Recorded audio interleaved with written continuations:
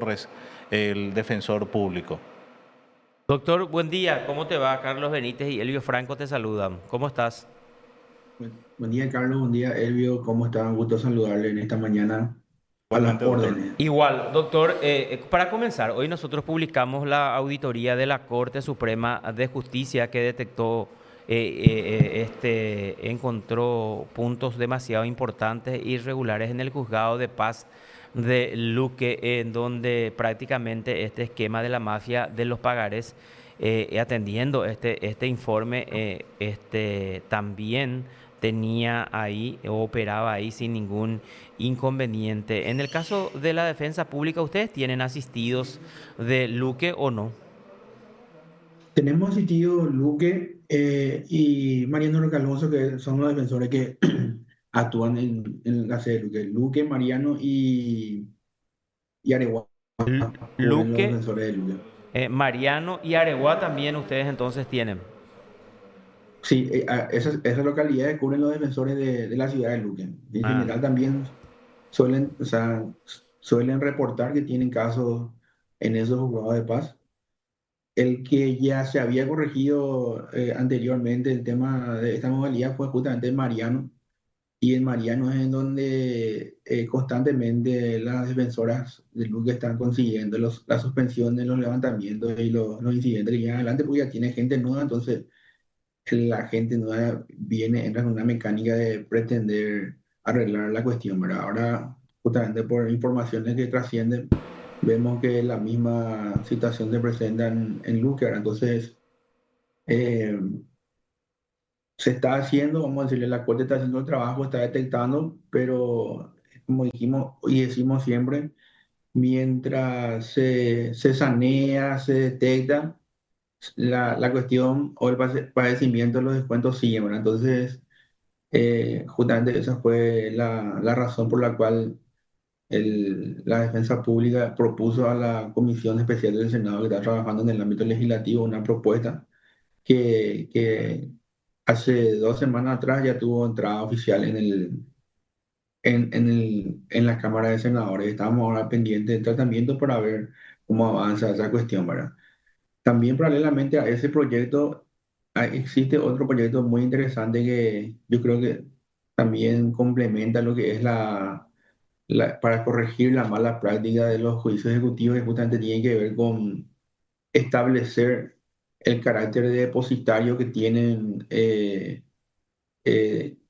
los títulos de crédito para ejecutar. O sea, una vez que vos presentes tus títulos de crédito para ejecutar, tenés que depositar en el juzgado. Y ese depósito tiene que ser de manera permanente a la orden del juzgado. Y solamente cuando se cancela la obligación o se termina el juicio, se tiene que devolver el pagaré, y evidentemente se le devuelve el pagaré al deudor, quien tiene, como decirle, el derecho de exigir retirar el título original contra el pago que realizó, ¿verdad? Esa es por ejemplo, una cuestión que, si bien está lo malo regulado en las leyes de fondo, procesalmente esa mecánica cambiaria no se aplica. Entonces, esta propuesta legislativa entra con ese tenor y también con la intención de establecer como un punto esencial en las resoluciones de finiquito, que es obligatorio que se le devuelva el pagaré original a la persona que finalizó el pago de su deuda. Esa es una cuestión que parece ser incluso obvia, pero que no se lleva en el día a día. Entonces, más de una ocasión se tuvo conocimiento de que un juicio o un pagaré ya ejecutado, una vez finalizado o incluso estando, vamos a decirle, en proceso, vuelve a ser ejecutado en otro juzgado. Ahora, entonces, son cuestiones que tienen que ver mucho con lo que justamente estaba mencionando usted antes de esto, con la mala fe procesal de algunas personas que, ya teniendo, vamos a decirle, un juicio adelante o ya ejecutado una vez pagaré, vuelven ellos a hacer circular ese título, porque justamente no se les obligó al momento de presentar la acción ejecutiva que eso quede depositado ahí. Entonces, al quedar eso depositado ahí, evidentemente no puede más circular. Y si es que lo retiraron, ¿verdad? Tiene que haber una constancia de que retiraron, para que después eso, si eventualmente llega a circular o presentarse en otro lugar, exista la responsabilidad penal por, obviamente, haber ejecutado más de una vez un título siendo que legalmente esto te habilita solamente para una vez ejecutarlo. Entonces son, vamos a decirle, proyectos que están para poder detectar. Lo que se está haciendo ahora es obviamente positivo porque se está avanzando juzgado por juzgado por parte de la Corte, ¿verdad? Que audita y por parte de la defensa, bueno, nos estamos yendo expediente por expediente, ¿verdad? Mm. Y eso no sabemos hasta qué punto puede ser, o sea, tiene, vamos a decirle, un beneficio, pero no tiene, vamos a decirle, esa agilidad que nosotros pretendemos, ¿verdad? En el sentido de tener resultados o de cortar de manera drástica estas malas prácticas. Entonces, la única propuesta que solo vemos que va a beneficiar son las propuestas legislativas y otra cuestión fundamental creo que tiene que haber también por parte de las instituciones es una bajada de línea política, en el sentido de la política judicial de decir, exigir más, vamos a decirle, más puntillosidad en el tratamiento de los expedientes. Acuérdense que teníamos, por ejemplo, la acordada 1800, donde vamos a decirle, ya se clarificaba el panorama, ¿verdad? Pero evidentemente, después de esa acordada, en donde se clarificaba el panorama y se le daba al juez incluso vamos a decirle, luz verde para detectar los casos graves y para poder declarar las nulidades de oficio, pero eso quedó ahí sin una efectiva aplicación en el campo. Entonces ahora lo que falta es, vamos a decirle, una bajada de línea política fuerte para empezar a operativizar estas cuestiones, por un lado, y por otro lado, esperar esta herramienta legislativa para poder tener, vamos a decirle, un mayor margen de operatividad para poder ir saneando todos los juicios, ¿verdad? Son cuestiones que creo que son fundamentales, una fuerte bajada en línea y decir, bueno, vamos a poner las pilas en este tema y vamos a hacer así. O sea, creo que hay cuestiones que se pueden también por acordar decir y hay cuestiones que obviamente dependen ya del ámbito legal y justamente por eso se saltó a ese ámbito, ¿verdad? Pero sí creo que se está avanzando, pero no al ritmo que se pudiera pretender, ¿verdad? Sabemos algo todo que en el ámbito procesal no es tan fácil la celeridad y mucho menos cuando no hay voluntad o hay, vamos a decirle, de repente una suerte de renuencia a querer, vamos a decirle, cambiar estas prácticas. Nosotros tenemos que ser conscientes que muchas de las cuestiones que acá se señalan son prácticas que vienen enraizadas de décadas. Entonces, cambiar las prácticas creo que es mucho más difícil que cambiar una ley, ¿verdad? Las leyes a veces se cambian, pero las prácticas persisten. Y yo creo que lo que hay que hacer es justamente ver un mecanismo de bajar línea para que las prácticas malas empiecen a cesar o por lo menos para desalentar ese tipo de malas prácticas que vienen, vamos a decirle, generando este inconveniente que hace que las personas tengan, vamos a decirle, este padecer en en su cuestión económica. Lo que estás diciendo es demasiado importante. Es claro, pero quiero clarificar aún más. Porque justamente nosotros veníamos hablando acá con los compañeros, hasta qué punto se puso en práctica esa acordada emitida por la Corte Suprema de Justicia por parte de los jueces y los demás funcionarios que forman parte del juzgado de paz. Y estábamos hablando y no tuvimos la oportunidad de conversar con algún ministro de la Corte para ver si ellos pidieron algún tipo de informe, si tienen algunos datos estadísticos de cuántas nulidades o cuántas resoluciones tomaron los jueces con base a esa acordada que era muy clara para tomar decisiones rápidas y adoptar nulidades, como por ejemplo creo que era uno de los puntos el tema de la caducidad. Pero vos nos estás diciendo, doctor, que hay una cierta renuencia, hay poca efectividad y que falta una bajada de línea clara y contundente. Entonces, lógicamente, lo que esa línea tiene que bajar es la Corte Suprema de Justicia para que efectivamente eso se pueda poner en práctica, la acordada en estos juzgados de paz y lograr decisiones más rápidas ante esta situación de emergencia, autor. Sí, yo creo que un poco de eso faltaría. Hay que reconocer que el empeño que ponen todas las instituciones del Estado, pero también hay que reconocer cuando el empeño que se pone no es suficiente para darle la respuesta al ciudadano o la respuesta que la ciudadanía pretende. Entonces, de repente, ahí como autoridad ya uno debería también interpelarse y ver, bueno, hasta esto que hicimos es un avance, pero necesitamos apretar acá, ¿verdad? Entonces, todos sabemos que lo que estamos en el ámbito judicial, que las leyes no cambian realidades, lo que cambian realidades son la operatividad de las leyes, ¿verdad? Entonces, creo que hay que decir que hay voluntad, buena voluntad, pero la parte operativa todavía no se está pudiendo, vamos a decirle, avanzar en el ritmo que se pretende. Y podría ser por una limitación logística luego que tiene. Hay que reconocer que los juzgados de paz tienen operación logística. Hay que reconocer que al sacar jueces y al reponer, bueno, es todo un tema también de traer nueva gente en un juzgado, cambiar todo lo que ustedes estaban señalando, que hay que barrer de arriba a abajo, pero administrativamente reemplazar eso es todo también un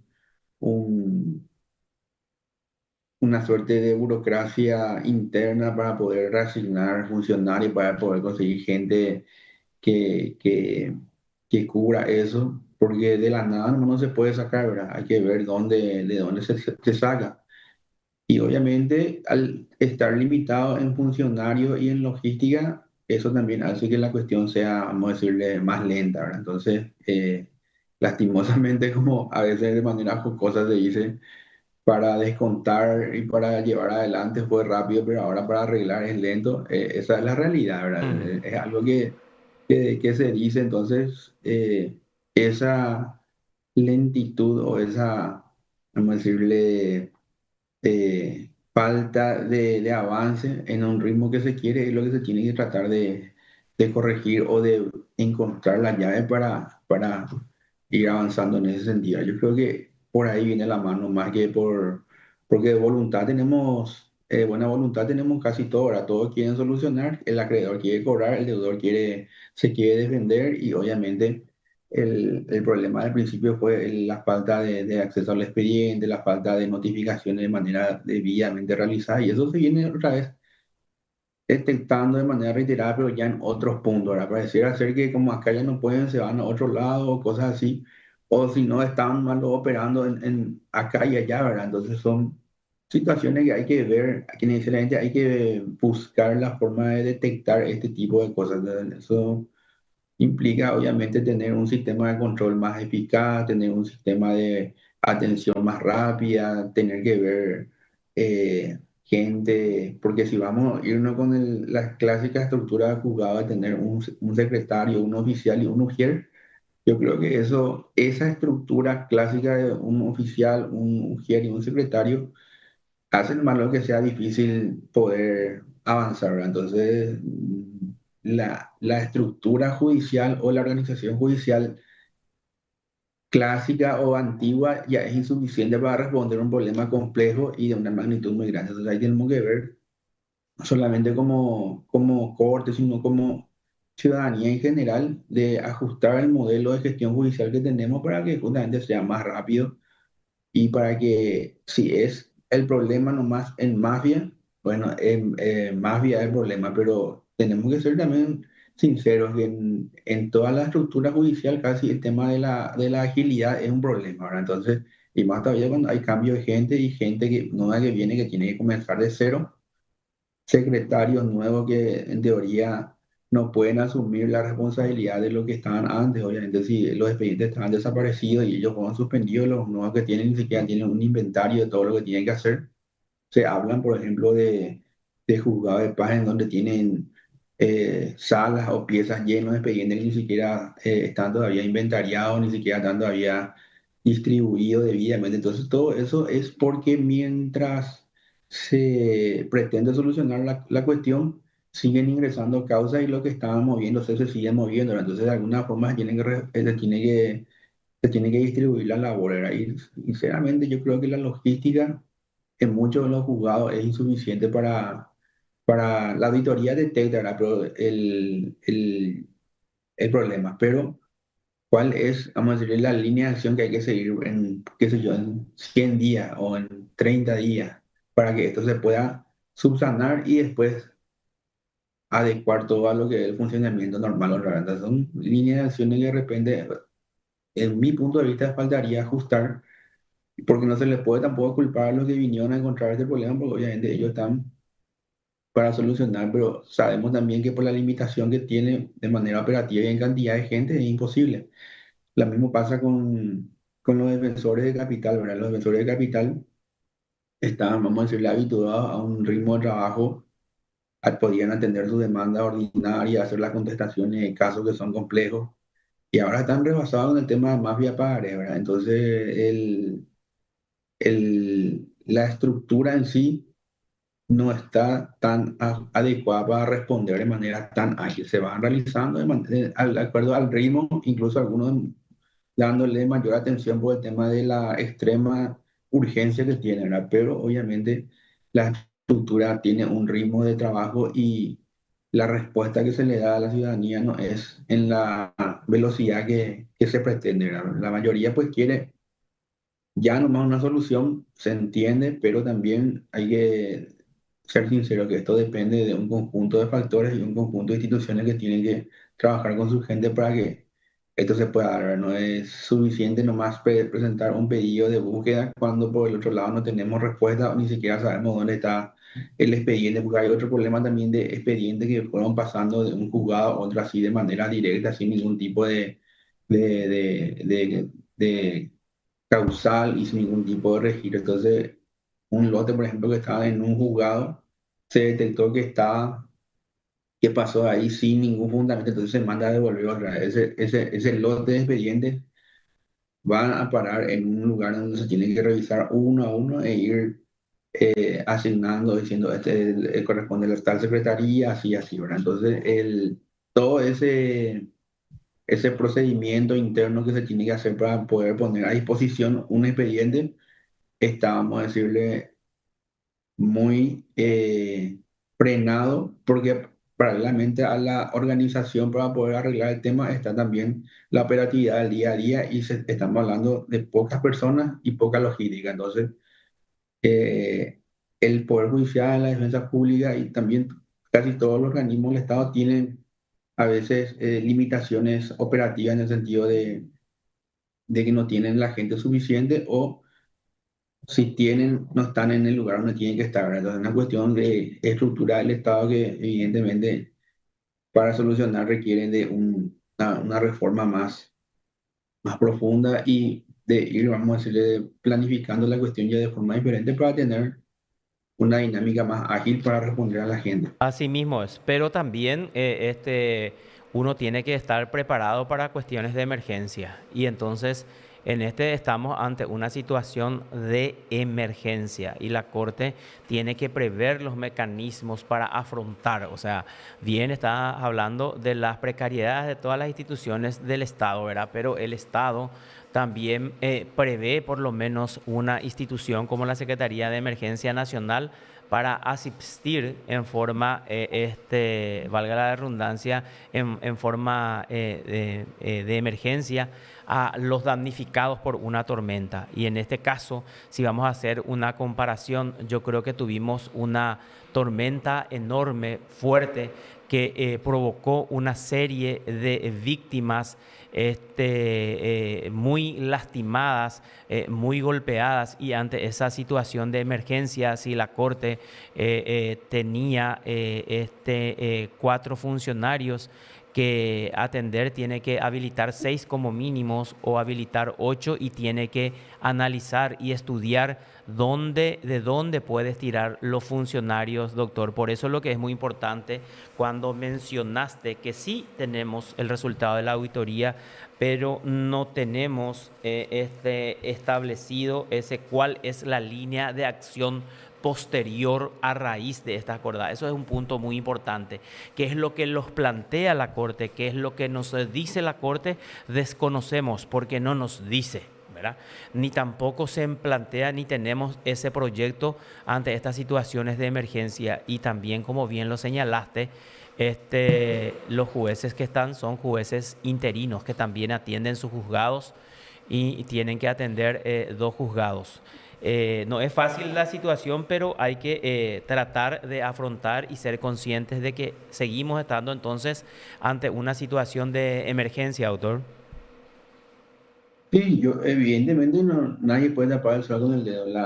Las situaciones se siguen reiterando, si bien se detectan en un juzgado, después creo que primero comenzó en Capital, ahora se están expandiendo la cuestión hacia los juzgados de Paz Central, se hablaba de Mariano, de Villaliza, ahora se está mencionando lo de Luque, y es una cuestión de que se está, como dije, avanzando, pero no en la medida o en el ritmo que se tiene que, o sea, que necesita la situación, ¿verdad?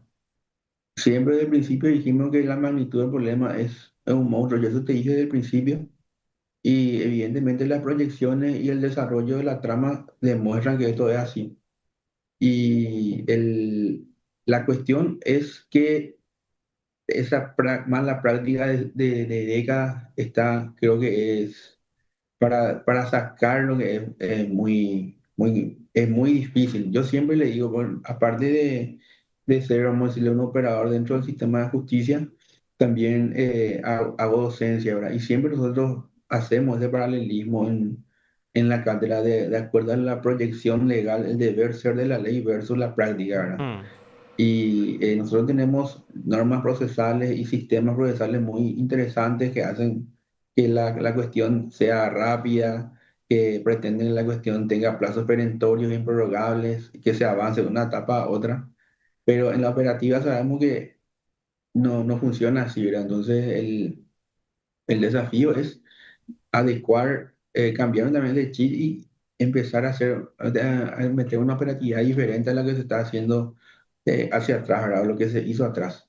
Entonces el problema persiste, se detecta en las situaciones en otros puntos, en otros juzgados.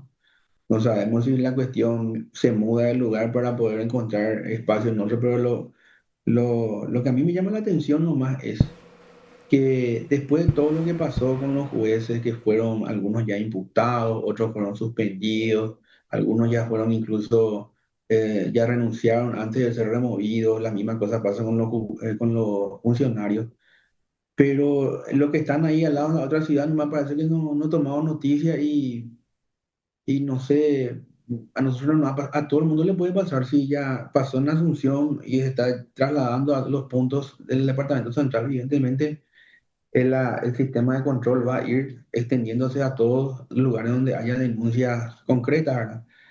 Y también la cuestión es que lo que se saneó ya antes se tiene que cuidar para que no se vuelva a contaminar, ¿verdad? Son situaciones que evidentemente marcan la necesidad de una línea judicial clara y una bajada de línea para que esto se pueda, vamos a decirle, ir desterrando y que no vuelva más, vamos a decirle, a tomar a través de otra forma, ¿verdad? Por eso lo que es muy importante lo que estábamos diciendo al principio, que este proyecto de ley y esta propuesta legislativa, ¿verdad? Nosotros tenemos, por ejemplo, este primer proyecto de ley que yo le estaba mencionando, que refiere a la necesidad justamente de que los títulos de crédito originales sean depositados en la Secretaría del Juzgado. Ahora, eso, por ejemplo, es fundamental, porque nosotros tenemos ahora prácticas en donde se presentan títulos, ¿verdad? El autor ni siquiera ve el título, le pone un sello al que está ahí enfrente nomás, no se verifica si el título tiene todos los requisitos formales para llevar adelante, porque encontramos, por ejemplo, ejecución de hojas de descuento que no son pagaré a la orden, ¿verdad? Entonces, una hoja de descuento no es un pagaré a la orden y por lo tanto no puede ser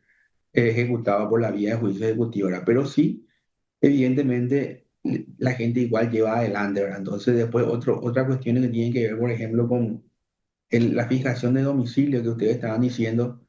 Entendemos, por ejemplo, que se establecen los domicilios de manera genérica.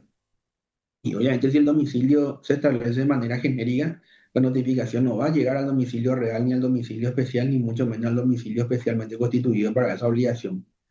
Entonces, si uno ve, porque el Código Procesal Civil le autoriza al juez a analizar vamos a decirle, el título de manera, si cumple con todos los requisitos, ¿verdad? Yo creo que uno de los puntos también es, si bien no forma parte del título, es ver esas cláusulas que le agregan las personas, ¿verdad? Y obviamente el tema del domicilio o la prórroga de competencia, ¿verdad? Si la prórroga de competencia dice, prorrogamos la competencia para capital, pero la parte presenta en Luque y en Luque tiene un domicilio que no está bien establecido. Entonces, de repente ahí tiene que llamar la atención por el sentido de ver, ¿esto se está haciendo bien o no, verdad? Sabemos que la prórroga de domicilio en lo civil es, vamos a decirle, prorrogable voluntariamente, ¿verdad? Ya sea de manera expresa o tácita. Pero si hay un domicilio que tiene, vamos a decirle, de manera genérica muy definido ahí y no sabemos si le llegó o no, ahí tiene que alertar al juez, porque el juez no es alguien que tiene que dejar pasar todo frente a él. El juez que es también director del proceso y por lo tanto en su carácter de director del proceso tiene que verificar estos detalles para que no se realice de manera indebida o no se declare de mala fe un domicilio que no corresponde, etcétera, etcétera, etcétera. Entonces, los mecanismos de control existen. Ahora, lo que hay que hacer es comenzar a cambiar la práctica de dejar pasar todo o dejar algo libre. El juez no es un espectador, como dicen algunos, el juez es director del proceso, entonces, por lo tanto, tiene que aplicar esos deberes y facultades que tiene para poder justamente garantizar el debido proceso, que es lo que él tiene que, como parte del Poder Judicial o como el Poder Judicial en sí mismo, garantizar. Acuérdense que un juez no es un funcionario más. El juez es nada más y nada menos el funcionario público investido de la potestad de ejercer la jurisdicción. O sea, el juez es el poder judicial para ese caso. Cuando él dicta sentencia, está dictando una sentencia en nombre del Estado paraguayo y ejerciendo el poder judicial, que es uno de los tres poderes del Estado. Entonces, la función del juez es muy delicada y la función del juez tiene que, vamos a decirle, el que ejerce esa función tiene que estar a la altura de dirigir el proceso conforme a los estándares del Código Procesal, que es el debido proceso a los efectos de la Constitución, que es la norma suprema. Entonces, yo creo que es muy fundamental eso. Y el tema este del sistema de control o las políticas de control que van a tener que ser aplicadas a partir de ahora también tiene que, vamos a decirle, ser objeto de discusión ya y se tiene que también ajustar, vamos a decirle, estos sistemas para que en donde se sacó gente que estaba operando así, ya no entren otras personas o no se vuelva a contaminar esa gente que entraron después. Porque hay que reconocer, a muchos de los que vinieron son gente que vinieron y que quieren hacer bien las cosas, ¿verdad? Pero también las herramientas que se le da a veces están también contaminadas sus funcionarios o en su caso no se le dota de todo la logística para poder hacer lo que pretende, ¿verdad? Porque el que viene a cubrir un juzgado de paz donde hubo este tema, él viene con la finalidad de continuar con los juicios que están y de sanear con todo lo que está mal, ¿verdad? Entonces viene con una doble obligación o con una doble función el juez nuevo que viene y la verdad que es una cuestión bastante desafiante y es súper desafiante porque no solamente depende de él mismo, sino depende de la herramienta que tenga a su alcance y de que no, ese buen espíritu con el cual llegó no se vea quebrantado por el camino. Doctor, justamente ahí te quiero preguntar, porque insististe dos o tres veces del riesgo de contaminación. ¿Vos crees que hay un riesgo entonces de volver a contaminarse y eso hay que cuidar entonces y adoptar todos los mecanismos, justamente eso que vos estás diciendo, para que los funcionarios nuevos que se van, los jueces que se van, no puedan ser contaminados otra vez y vuelvan a caer en ese esquema? ¿Hay un Claro que riesgo? sí, claro que Mm. sí, en todo. Sí, esto es un problema que está enraizado no solamente en la operatividad, sino también en la práctica, porque hay que ser sinceros.